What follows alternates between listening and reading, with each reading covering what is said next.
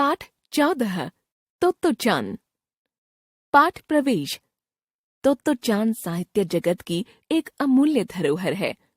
प्रस्तुत कहानी मूलतः जापानी भाषा में लिखी गई है, जिसका विश्व की कई भाषाओं में अनुवाद किया गया है।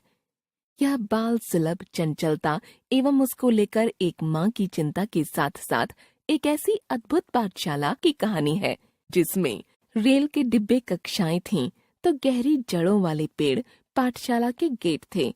इसे देखकर तोत्तो-चान रोमांचित हो उठती है। तोत्तो-चान की माँ अपनी बेटी का ऐसे स्कूल में प्रवेश करवाना चाहती थीं, जहाँ पर अध्यापिकाएं उसके बाल मन का ध्यान रखें और उसकी बाल सुलभ गतिविधियों को समझ सकें। पिछले स्कूल की तरह उसके साथ कड़ाई से पेश न आएं। पिछले स्कूल से उसे निकाल दिया गया था, क्योंकि स्कूल वालों का मानना था कि उसकी वजह से स्कूल के अनुशासन में बाधा आती है।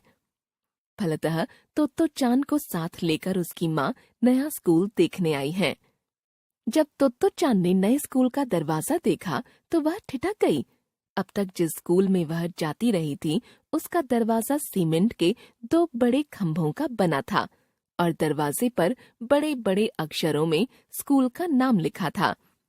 पर इस स्कूल का दरवाजा तो पेड़ के 2 तनों का था। उन पर टहनियां और पत्ते भी थे। अरे, दरवाजा तो बढ़ता जाएगा, एक दिन शायद टेलीफोन के खंभे से भी ऊंचा हो जाएगा। तोत्तो-चान ने कहा। दरवाजे के ये 2 खंभे असल में पेड़ ही थे, जिनकी जड़ें भी मौजूद थीं। कुछ और पास पहुंचने पर तोत्तो-चान ने अपनी गर्दन टेढ़ी कर स्कूल का नाम पढ़ना चाहा। टहनी पर टंगी नाम की तख्ती भी हवा से टेढ़ी हो गई थी। तोमोएगाकुएन। तोत्तो-चान माँ से यह पूछना ही चाहती थी कि तोमोए का मतलब क्या होता है, कि अचानक उसे एक झलक दिखी। उसे लगा कि शायद वह सपना देख रही होगी। वह बैठ गई ताकि झाड़ियों के बीच से देख पाए। उसे अपनी आंखों पर विश्वास ही नहीं हो रहा था। माँ, क्या वह सचमुच रेलगाड़ी है? देखो, वहाँ स्कूल के बाग में। स्कूल में कमरों की जगह बेकार रेलगाड़ी के 6 डिब्बे काम में लिए जाते थे। तोत्तो-चान को लगा कि ऐसा तो सपनों में ही होता होगा।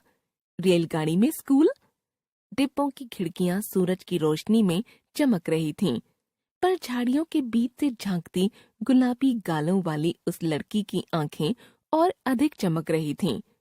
क्षण भर बाद ही तोत्तो-चान खुशी से चिल्लाई और रेलगाड़ी के डिब्बे की ओर भागी।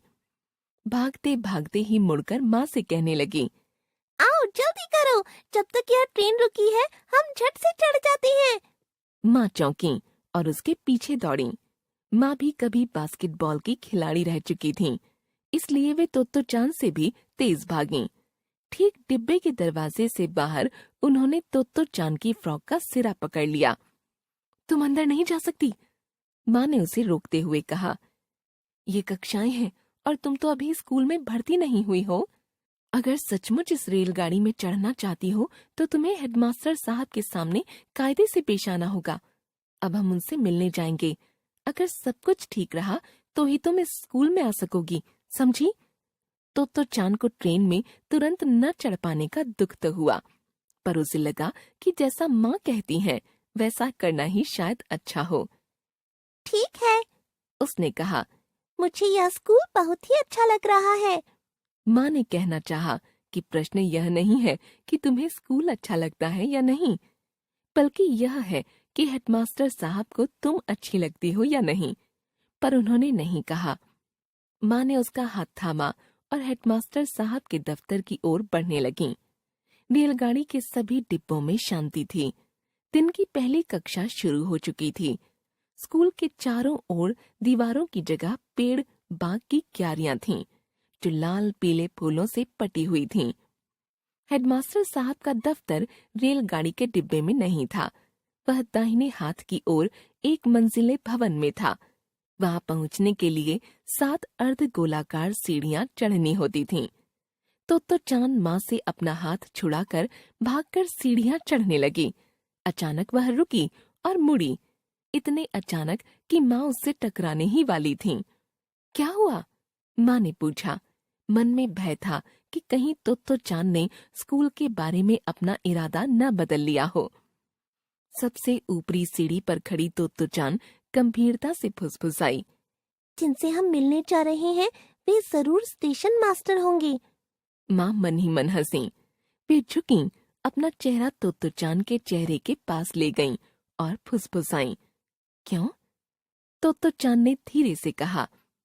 आपने कहा था कि वे हेडमास्टर हैं, पर अगर वे इन सारी रेलगाड़ी के डिब्बों के मालिक हैं तो स्टेशन मास्टर हुए ना। माँ को मानना पड़ रहा था कि रेलगाड़ी के डिब्बों में स्कूल चलाना कुछ अनूठी बात थी, पर फिलहाल समझाने का और वक्त नहीं था। माँ ने सिर्फ इतना ही कहा, तुम उनसे ही क्यों नहीं पूछ लेती? पर तुम अपने डैडी के बारे में क्या सोचती हो? उनके पास भी तो ढेरों वायलिन है, पर इससे अपना घर वायलिन की दुकान तो नहीं बन जाता। हाँ, दुकान तो नहीं बनता अपना घर। तो चांद ने सहमति जताई।